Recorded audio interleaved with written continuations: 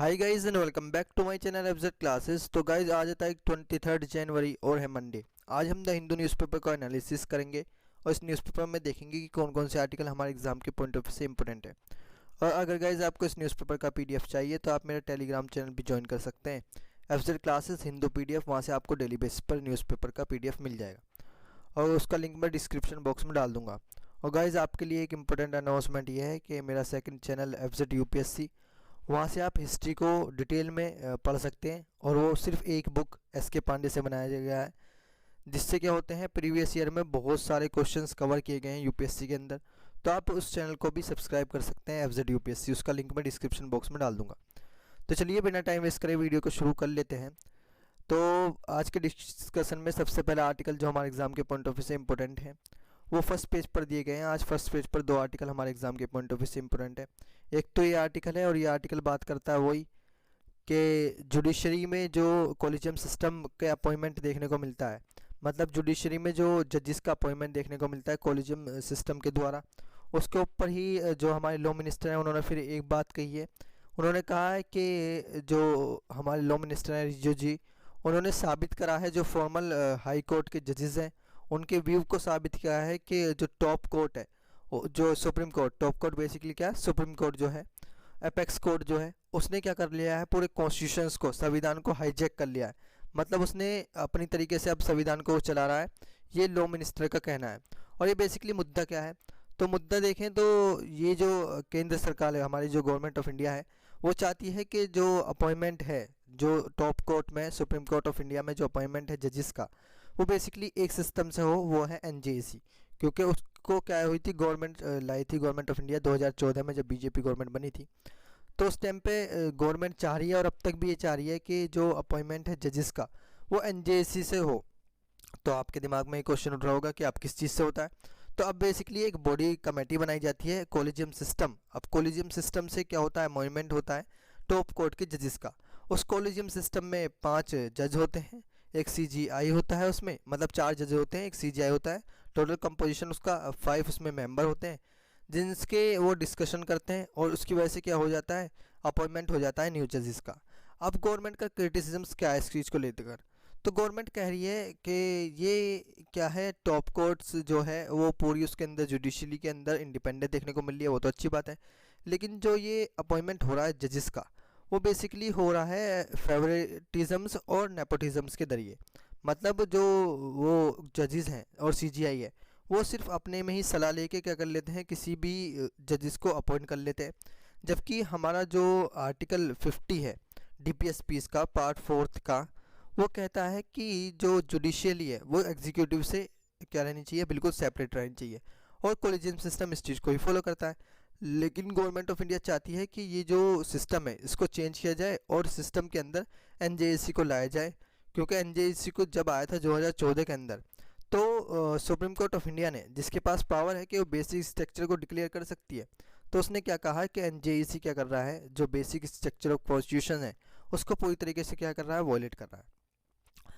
तो अब आपके दिमाग में एक क्वेश्चन आ रहा होगा कि आप बार बार किस चीज़ की बात कर रहे हैं, एनजेईसी की। तो ये एनजेईसी है क्या, तो चलिए इसके बारे में पहले थोड़ा सा जान लेते हैं। एनजेईसी को देखें तो नेशनल जुडिशियल अपॉइंटमेंट कमीशन जो प्रपोज्ड बॉडी है, इसको रिस्पॉन्सिबल, मतलब इसको लाया गया था, इसको एक जिम्मेदारी दी गई थी, रिक्रूटमेंट करे कि भर्ती करे, अपॉइंटमेंट करे और ट्रांसफ़र करे जुडिशियल ऑफिसर्स का, लीगल ऑफिसर्स का और लीगल एम्प्लॉयज़ का under the government of India और in all state government of India. मतलब सारे के सारे स्टेट्स में भी एनजेईसी को लागू किया जाता, लेकिन अब ये लागू नहीं है।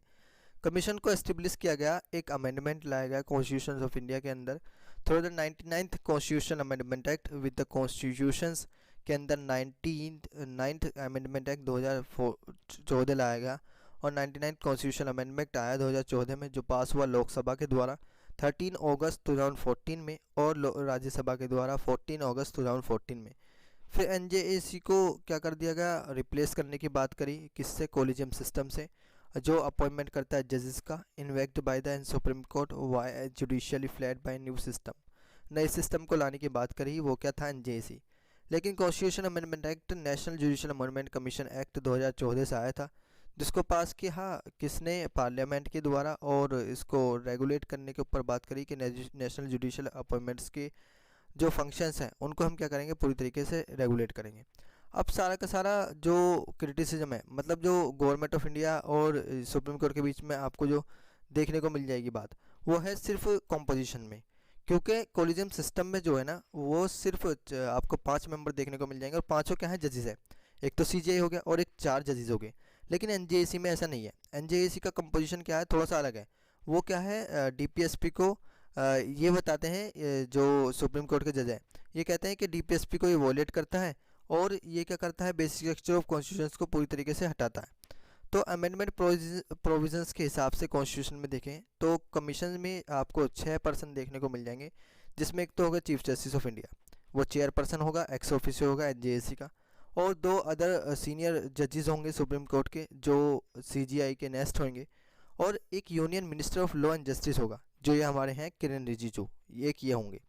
2 एमिनेंट पर्सन होंगे और 2 एमिनेंट पर्सन होंगे जो नॉमिनेट होंगे कमेटी के द्वारा, जिस कमेटी के अंदर चीफ जस्टिस ऑफ इंडिया होगा, प्राइम मिनिस्टर ऑफ इंडिया होगा, और लीडर ऑफ अपोजिशन होगा लोकसभा में, जो कि लार्जेस्ट पार्टी है अपोजिशन की, उसका एक लीडर होगा, leader of in single largest opposition party Lok Sabha.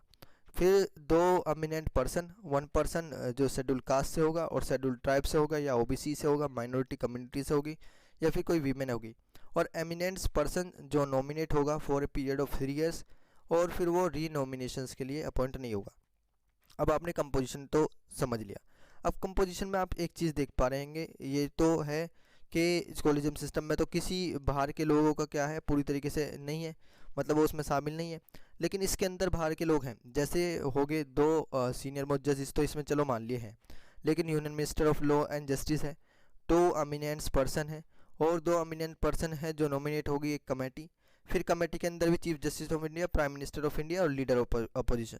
बस ये इस वजह से क्या देखने को मिल रहा है, दोनों के बीच में झड़प देखने को मिल रही है सुप्रीम कोर्ट ऑफ इंडिया और गवर्नमेंट ऑफ इंडिया के बीच में, कि सुप्रीम कोर्ट चाहता है कि एनजेएसी को लागू ना करे, जबकि गवर्नमेंट ऑफ इंडिया चाहती है कि एनजेएसी को लागू करे, जिसकी वजह से उसका क्या हो जाए, थोड़ा सा जुडिशली पे कंट्रोल आ जाए। अब हमने ये आर्टिकल देख लिया, अब देख लेते हैं नेक्स्ट आर्टिकल। तो नेक्स्ट आर्टिकल इसके राइट साइड में दिया गया है। ये आर्टिकल मोस्ट इंपॉर्टेंट है, क्योंकि इस आर्टिकल में क्या हुआ है, ये आर्टिकल का अगर इशू देखें तो अभी क्या हुआ है, इंडिया का जो ट्रेड डिफिसिट्स है, एक डाटा रिवाइज किया गया है, और इंडिया का जो ट्रेड डिफिसिट्स है वो $10 बिलियन से कम हुआ है। मतलब क्या हुआ है कि जो इंडिया पहले एक्सपोर्ट कर रहा था वो थोड़ा अब ज़्यादा कर रहा है, और इंपोर्ट थोड़ा कम कर रहा है, क्योंकि इंडिया ज़्यादातर ही क्या करता है, ट्रेड डिफिसिट में रहता है वैसे तो। लेकिन स्टेटमेंट्स में देखें तो अब $10 बिलियन क्या हुआ है, पूरी तरीके से हमारा जो डिफिसिट है वो कम हुआ है, और ये अच्छी बात भी है, क्योंकि जितना ज़्यादा हम एक्सपोर्ट करेंगे उतना ज़्यादा जो बाहर का पैसा है फॉरेन एक्सचेंज वो इंडिया के अंदर आएगा। लेकिन जितना ज़्यादा इंपोर्ट करेंगे तो हमारा क्या होगा, पूरा का पूरा पैसा क्या होगा, इंडिया का बाहर जाएगा। तो इंडिया का जो फॉरेन ट्रेड डाटा है, फर्स्ट टाइम अगर देखें तो 8 मंथ ऑफ 2022 से 23, तो सिग्निफिकेंटली उसमें क्या देखने को मिला है, सिग्निफिकेंटली उसमें देखने को मिला है कि जो हमारा इम्पोर्ट बिल है वो थोड़ा स्केल्ड अप हुआ है, और down by at least $2 billion in each of these months. मतलब उन 8 महीनों के अंदर ये देखने को मिला है जो हमारा इम्पोर्ट बिल है, इम्पोर्ट का बिल है वो थोड़ा स्केल्ड अप सा हुआ है, और एक्सपोर्ट का बिल भी स्केल्ड अप सा हुआ है in comparison to the primary estimates issued by the union commerce minister. Total merchandise exports जो हुआ है अप्रैल से अगर देखें और नवंबर के बीच में, तो $298 बिलियन का हुआ है, नियरली $12 बिलियन हायर देखने को मिला है ओरिजिनल मंथली डेटा जो सजेस्ट हुआ था। इंपोर्ट बिल 8 महीने में जो हुआ है एस्टिमेट लगाया गया है वो $493 का देखने को मिला है, अबाउट 1.7 बिलियन हायर देखने को मिला है इनिशियल नंबर से। ये जो ट्रेड डिफिसिट हुआ है first 8 month of an years वो $10 बिलियन कम देखने को मिला है जो डाटा को एस्टिमेट्स किया गया था। इकोनॉमिस्ट की माने तो वाइड वैरायटीज़ डाटा में देखने को मिली हैं अनयूजुअल सी, और उसको डिफ़िकल्ट बताती हैं कि हम किस तरीके से पॉलिसीज़ बनाएं, स्पेशली क्रिटिकल फोकस करें एरिया ऑफ इकोनॉमी पे, और अपने करंट अकाउंट डिफिसिट्स को किस तरीके से मैनेज करें। ये थोड़ा डिफ़िकल्ट सा देखने को मिला है क्योंकि डाटा में अनयूजुअल वैरायटीज़ देखने को मिली हैं। अब ये आर्टिकल भी हमने डिटेल में डिस्कस कर लिया। अब देख लेते हैं नेक्स्ट आर्टिकल जो हमारे एग्जाम के पॉइंट ऑफ व्यू से इंपॉर्टेंट है। हाँ, नेक्स्ट आर्टिकल जो हमारे एग्जाम के पॉइंट ऑफ व्यू से इंपॉर्टेंट है वो इससे नेक्स्ट पेज पर ही दिया गया है। अब ये आर्टिकल यूपीएससी के हिसाब से तो ज़्यादा इंपॉर्टेंट नहीं है, लेकिन थंबनेल के हिसाब से आर्टिकल इंपॉर्टेंट है, क्योंकि अभी क्या हुआ है, जो पठान आने वाली है शाहरुख खान की मूवी, तो उसको लेकर बहुत ज़्यादा विवाद हुआ है, उसको लेकर क्या हुआ है, प्रोटेस्ट देखने को मिला है। तो इस आर्टिकल में बताया है इशू अगर इसका देखें तो अभी शाहरुख खान वो असम के सीएम जो हैं हिमंता बिस्वा शर्मा, उन्होंने क्या किया है, वो कह रहे हैं कि शाहरुख खान ने उन्हें कॉल किया है और उनसे कहा है कि पठान का प्रोटेस्ट ना हो किसके अंदर, in the state of Assam. तो ये देखने को मिला है, सिर्फ ये इस आर्टिकल में हमें ज़्यादा कुछ नहीं पढ़ना, सिर्फ ये हमें इशू जानना था। अब देख लेते हैं नेक्स्ट आर्टिकल जो हमारे एग्जाम के पॉइंट ऑफ व्यू से इंपॉर्टेंट है। हाँ, नेक्स्ट आर्टिकल जो हमारे एग्जाम के पॉइंट ऑफ व्यू से इंपॉर्टेंट है वो बेसिकली एडिटोरियल है। आज ज़्यादा अच्छे एडिटोरियल हमारे एग्जाम के पॉइंट ऑफ व्यू से इंपॉर्टेंट नहीं है। एक दो एडिटोरियल हैं जो हमारे एग्जाम के पॉइंट ऑफ व्यू से इंपॉर्टेंट है। एक ये एडिटोरियल है, इस एडिटोरियल में बताया है कि इंडियाज़ को अर्बनाइजेशंस की पॉलिसीज़ क्या बनानी चाहिए, मतलब इंडिया को अर्बनाइजेशन की तरफ चलना चाहिए। वैसे अर्बनाइजेशन की तरफ इंडिया है तो सही, लेकिन अगर रिपोर्ट देखें वर्ल्ड बैंक की जो रिलीज़ हुई थी नवंबर में लास्ट ईयर, तो उसमें दिखाता है कि इंडिया का जो अर्बन इंफ्रास्ट्रक्चर है उस पर भी इंडिया को फोकस करने की ज़रूरत है, प्राइवेट इन्वेस्टमेंट्स की ज़रूरत है। अर्बन प्रॉब्लम्स अभी देखने को मिली है इंडिया के अंदर, ये अट्रैक्ट करता है प्राइवेट कैपिटल्स को। प्राइवेट कैपिटल्स जो है मतलब एक इंडिविजुअल्स की कैपिटल, उसे प्राइवेट कैपिटल बोलेंगे। 1990 से जब अर्बन रिफॉर्म हुए under the United Progressive Alliance first regime, smart city mission चले, इस रिपोर्ट में बताया है कि continuous plague India's policy paradigms in the urban sectors, मतलब थोड़ी कम पॉलिसी देखने को मिल रही है और उसके ब्याप पे क्या हो रहा है, अर्बन सेक्टर थोड़ा पैराडिम सा देखने को मिल रहा है। लेकिन रिफॉर्म प्रोसेस दिखाता है कि किस तरीके से हम अट्रैक्ट कर रहे हैं प्राइवेट कैपिटल्स को अर्बन स्ट्रक्चर्स बढ़ाने के लिए। और कुछ डिकेट्स में रिफॉर्म भी देखने को मिले हैं अर्बन फाइनेंस में, prominently comes from the government of India से जो आए हैं। वर्ल्ड बैंक का एस्टिमेट्स देखें तो वर्ल्ड बैंक ने एक, अगर हम फैक्ट्स डाटा देखें तो वर्ल्ड बैंक का एक एस्टिमेट आया है कि नियरली $840 बिलियन जो हैं 70 लाख करोड़ रुपए वो नीडिड हैं इन्वेस्टमेंट के लिए इंडिया के अंदर अर्बनाइजेशंस को प्रमोट करने के लिए, जिससे हमारी ग्रोइंग हो सके, डिमांड ऑफ पॉपुलेशंस, मतलब जो पॉपुलेशन को चाहिए अर्बनाइजेशन में, इंफ्रास्ट्रक्चर अच्छा होना चाहिए, बिल्डिंग्स अच्छी होनी चाहिए, सर्विसेज अच्छी होनी चाहिए, उसके लिए हमें पैसों की ज़रूरत है, फाइनेंस की ज़रूरत है। और हमें $55 बिलियन रिक्वायर्ड है annually. Flagships program of the government smart city mission है, जैसे अटल मिशन है, rejuvenations and urban transformations AMRUT है, प्रधानमंत्री आवास योजना है।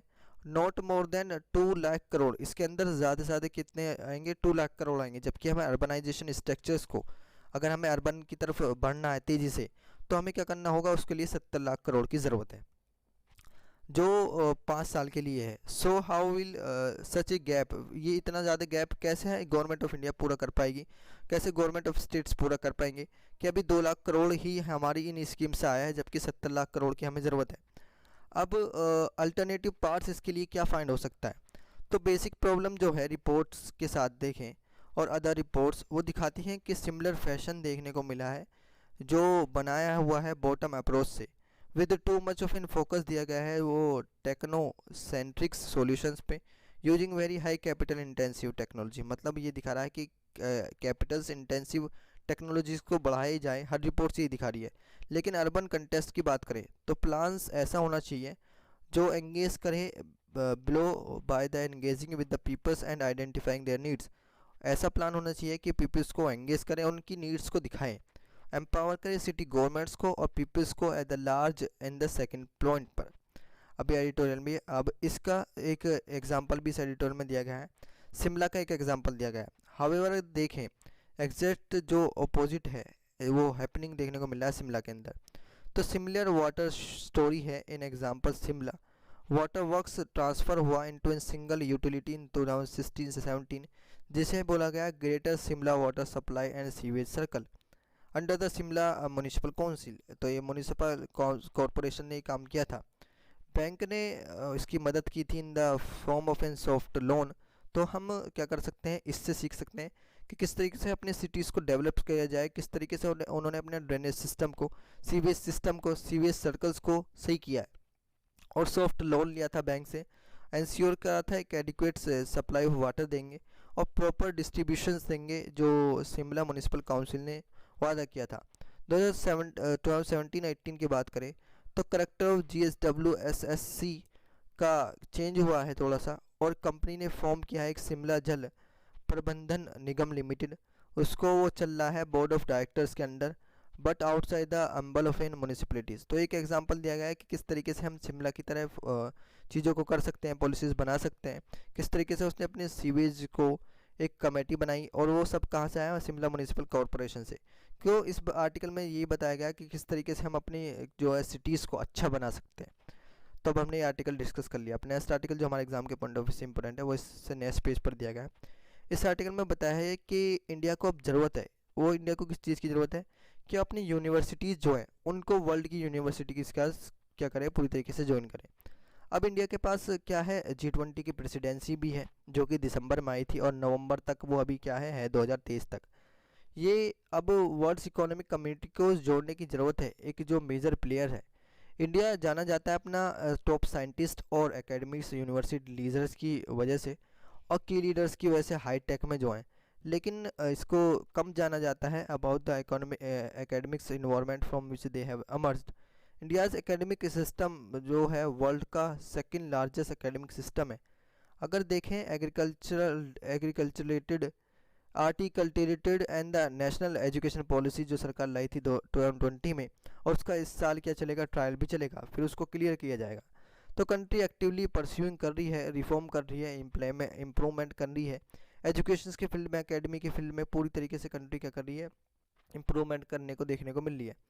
लेकिन वर्ल्ड मीन्स की देखें, अगर उनकी बात करें, तो making India more visibles on the global academics scene and also learning about and implementing. तो बेस्ट प्रैक्टिस कहाँ से हो सकती है, अब्रॉड से हो सकती है। G20 लीडरशिप्स एक एक्सीलेंट अपॉर्चुनिटी है इंडिया के पास कि वो अपनी एकेडमिया को जो है, यूनिवर्सिटीज़ को है, उन्हें वर्ल्ड से कनेक्ट करे। One of the priority area होना चाहिए एजुकेशंस का G20 की प्रेसिडेंसी में।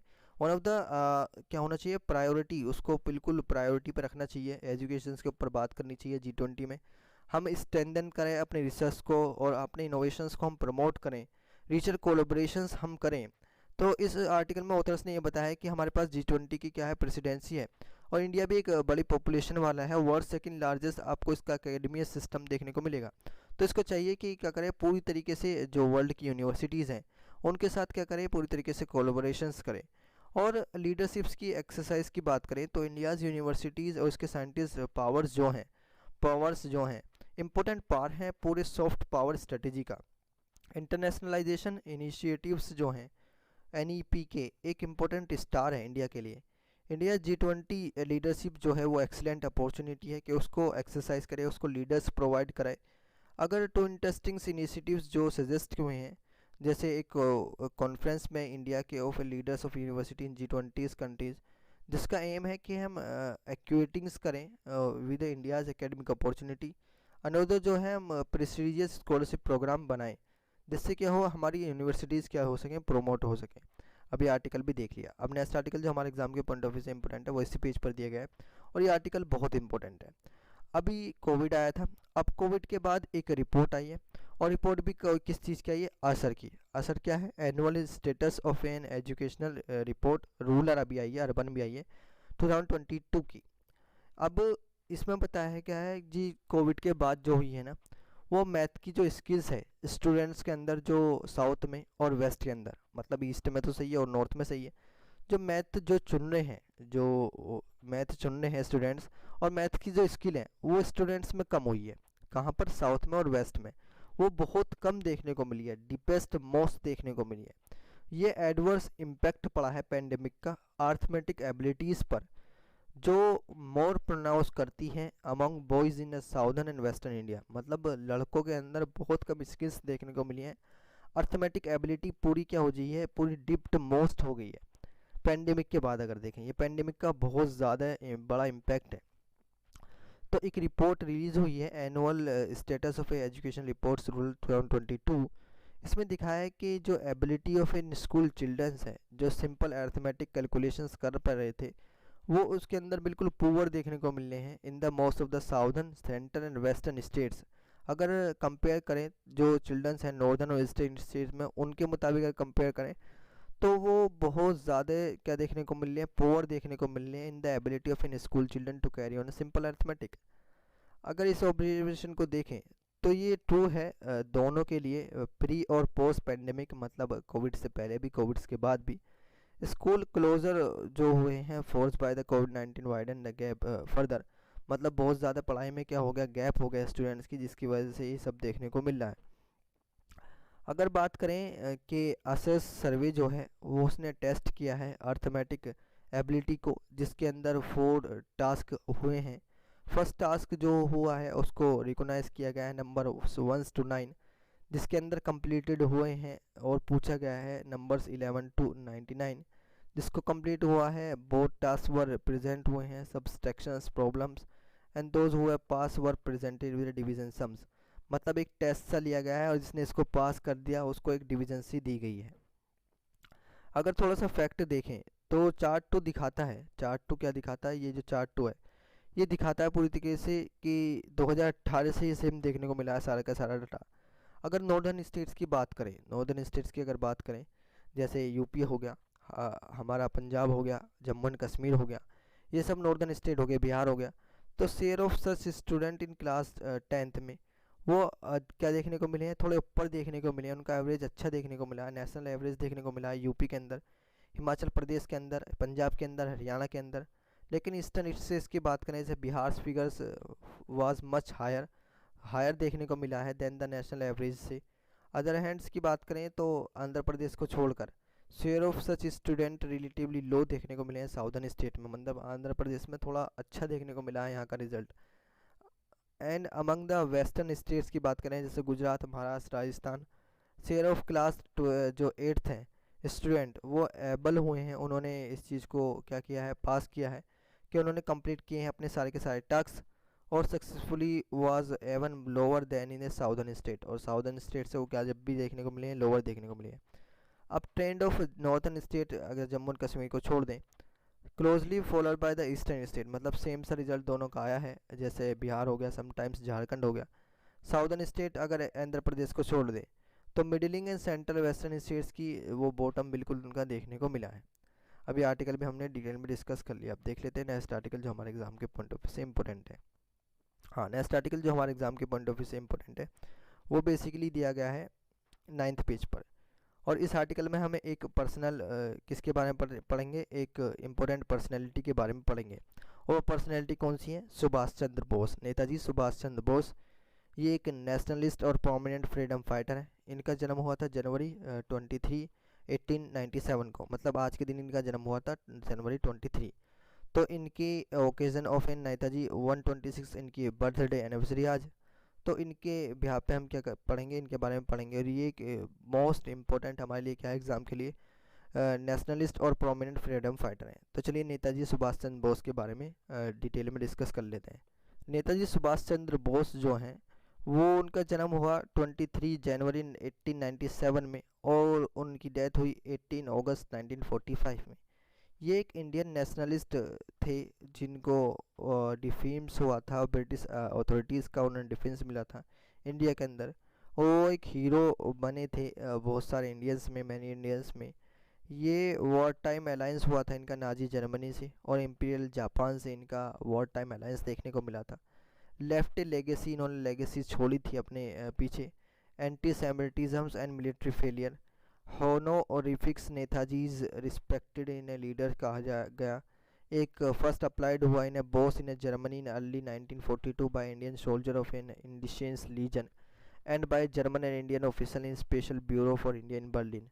फिर इसको पूरी दुनिया में यूज़ किया गया। फिर इन्हें बॉस जर्मनी में इन्हें एक जो नाम मिला ये बॉस का वो जर्मनी में मिला। 1941 की अप्रैल की बात करें तो बॉस क्या हुए, नाजी जर्मनी में गए जहाँ पे उन्हें लीडरशिप मिली, ऑफ़र की गई। अनएक्सपेक्टेड वो था उनके लिए, एक सिंपैथी की गई इंडियाज़ इंडिपेंडेंस को लेकर। जर्मन फंड्स एम्प्लॉयड हुआ open to free India centre में बर्लिन में। 3000 स्ट्रॉन्ग फ्री इंडिया लीजेंस को किया गया और रिक्रूट किया गया फ्रॉम अमंग इंडियाज़ जो प्रिजन ऑफ वार थे, जो कैप्चर कर रखे थे वहाँ के जर्मन नाजी पार्टी के जो लीडर थे एरविन रोमलेल अफ्रीकन कॉर्पस। फिर उन्हें सर्व किया गया बॉस को। जापानीज़ सपोर्ट देखने को मिला। बॉस ने इंडियन नेशनल आर्मी की शुरुआत की। फिर उन्होंने कंप्रेस्ड किया Indian prisons of wars and of the Indian army who had been capture, जो कैप्चर कर रखी थी जापानीज ने in the battle of Singapore. A provisional government of free India declare की गई Japanese occupied Andaman Nicobar island में। और अगर नॉमिनली बात करें तो presidented by the Bose. The boss was unusual, driven and charismatics. The Japanese ने उन्हें कंसिडर किया है military unskilled and his solidary effort was short lived. Subhash Chandra Bose जिन्हें नेताजी भी बोला जाता है, उन्हें जाना जाता है role in India's independence movements. Participate किया था उन्होंने नॉन कोऑपरेशन मूवमेंट्स में, और वो लीडर थे इंडियन नेशनल कांग्रेस के। वो पार्ट थे मोर मिलिटेंट विंग्स के। उन्हें जाना जाता था advocacy of an socialist policies. उन्होंने रेस किया अपना first Indian National Army Azad Hind Fauj in 1943 में। स्टार्ट किए एक आर्म्ड कूप एंड इंस्पायर हुए वो थाउजेंड्स ऑफ इंडियंस यूथ्स के लिए। उन्होंने ज्वाइन किया struggle for independence from the British colony rules. वो उनका फेमस स्लोगन जो है वो हैं, तुम मुझे खून दो मैं तुम्हें आज़ादी दूंगा, जय हिंद और दिल्ली चलो, उनके क्या हैं ये आपको फेमस स्लोगन देखने को मिल जाएंगे। अब हमने नेताजी सुभाष चंद्र बोस के बारे में भी डिटेल में डिस्कस कर लिया। अब देख लेते हैं नेक्स्ट आर्टिकल जो हमारे एग्जाम के पॉइंट ऑफ व्यू से इम्पोर्टेंट है। तो गाइज आज ये आर्टिकल थे जो हमारे एग्जाम के पॉइंट ऑफ व्यू से इम्पोर्टेंट थे। वीडियो अच्छी लगे तो वीडियो को लाइक करें एंड चैनल को सब्सक्राइब करें और इसे अपने फ्रेंड सर्कल में ज़रूर शेयर करें जिससे उनकी भी हेल्प हो सके। और ये एक आर्टिकल और बचा हुआ इकोनॉमी को लेकर। इस आर्टिकल में बताया है कि हम क्लीन एनर्जी की तरफ क्या करें। जो हमारी इकोनॉमी है, जैसे हम हाइड्रोजन गैस की तरफ जा रहे हैं, वो एक क्लीन एनर्जी है। हम कोयल से क्या चाह रहे हैं कि पूरी तरीके से छुटकारा मिल जाए, लेकिन उसकी तरफ हम अगर जाएंगे तो हमें उसकी तरफ धीरे धीरे जाना होगा। क्योंकि अगर बात करें एक एग्जांपल ले, जैसे अमेरिका होगी, चाइना होगी, तो वो डेवलप्ड कंट्री है और हमारी कंट्री क्या है, इंडिया जो है वो डेवलपिंग कंट्रीज़ है। ये जो अपने हाईएस्ट डेवलपमेंट पर पहुंची हैं, ये पोल्यूशन कर करके पहुंची है, कर करके पहुंची है, तो उनकी इकोनॉमी क्या हुई है, पूरी तरीके से स्ट्रॉन्ग हुई है। तो हमारी जो इकोनॉमी है वो रिस्क पर देखने को मिलेगी अगर हम क्लीन एनर्जी की तरफ गए। तो इंडिया जो फाइनेंशियल सेक्टर है वो हाईली रिस्क पर देखने को मिलेगा अगर हम जाएंगे किस चीज़ पर, क्लीन एनर्जी की तरफ जाएंगे। ये पब्लिश हुआ है in the study in the global environment change में, जर्नल के अंदर ये पब्लिश हुआ है। अब हमें हाई डेप्थ में हम चले जाएंगे और हम पूरी तरीके से क्या हो जाएंगे, हमारे पास कर्जा आ जाएगा। हाई कार्बन इंडस्ट्रीज़ जो पावर जनरेशन है, केमिकल्स हैं, आयरन स्टील्स हैं, एविएशंस हैं, वो 10% दिखाता है आउटस्टैंडिंग डेप्थ देखने को मिलेगा इंडियन फाइनेंशियल इंस्टीट्यूशंस के अंदर। ये पूरा हम क्या होंगे, हाई डेप्थ में आ जाएंगे। क्योंकि हम एकदम क्या हो सकते हैं, कार्बन को तो एकदम नहीं छोड़ सकते, कोयल को एकदम अपनी मार्केट से ख़त्म नहीं कर सकते। According to draft national electricity plan देखें 2022 का, तो कोयल का जो शेयर था इलेक्ट्रिसिटी जनरेशन में, अगर वो मिक्स भी करें तो विल डिक्रीज टू 50%। 2030 तक वो खुद डिक्रीज हो जाएगा 50%। अगर कंपेयर करें करंट कंट्रीब्यूशन जो है कोयल का हमारी इलेक्ट्रिसिटी प्रोडक्शन में, वो 17% है। तो हम धीरे धीरे क्या होंगे, इसकी तरफ जाएंगे तो अच्छा रहेगा, वरना हमारी इकोनॉमी क्या हो जाएगी, पूरी रिस्क पा जाएगी। इस आर्टिकल में यही बताया है। अब देख लेते हैं नेक्स्ट आर्टिकल। तो गाइज आज ये आर्टिकल थे। तो चलिए मिलते हैं नेक्स्ट वीडियो में, तब तक के लिए थैंक यू, जय Hind and never give up.